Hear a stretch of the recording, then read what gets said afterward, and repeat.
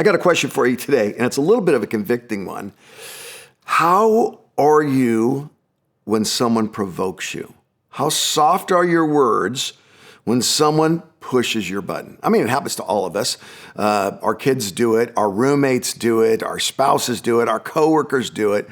When it happens, how do you respond? I was driving home from Bayside the other day, and I got daydreaming at a stoplight, and man, oh man, someone had a bad day, because the guy behind me, he didn't give me those two little beeps.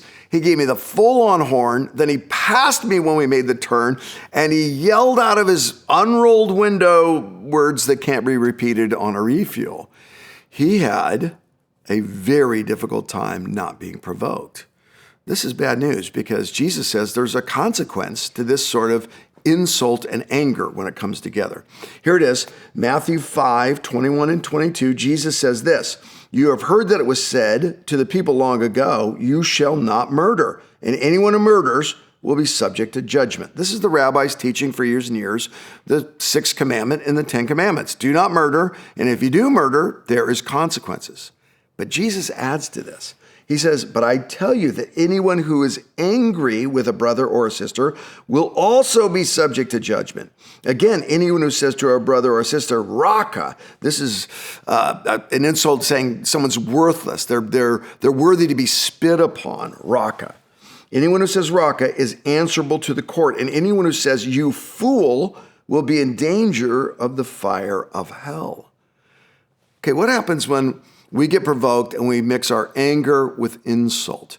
You see here, there's a descending level of consequences. First consequence is judgment. This is the community. When people add anger and insult together, they start to get a bad reputation with those around them. Then he says courts. There's legal consequences when we let our anger get out of control. We break the law.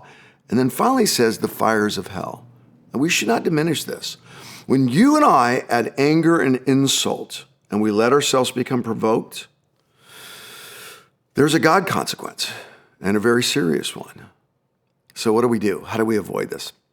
My friend Ron Urkus, this guy discipled me when I was like 18, 19, 20. I would do all sorts of stupid things. I mean, things that would really frustrate him. We were roommates for 2 years, and instead of getting angry, he would slow himself down and he would call a meeting. And after he got done correcting me in that meeting, I felt wonderful. I mean, he had such a gentle but straightforward way. He believed in me enough to go, "Curt, you can't do that. You're better than that." I tell you, I would walk away from those meetings feeling like I had a true friend, and there was just a chance I might become a better person.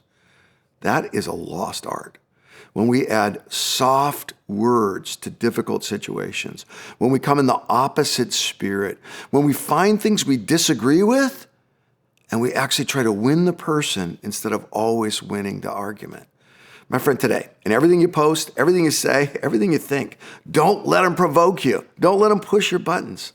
Come with that soft, unangry answer that believes in people, loves people, the way Christ has already loved us.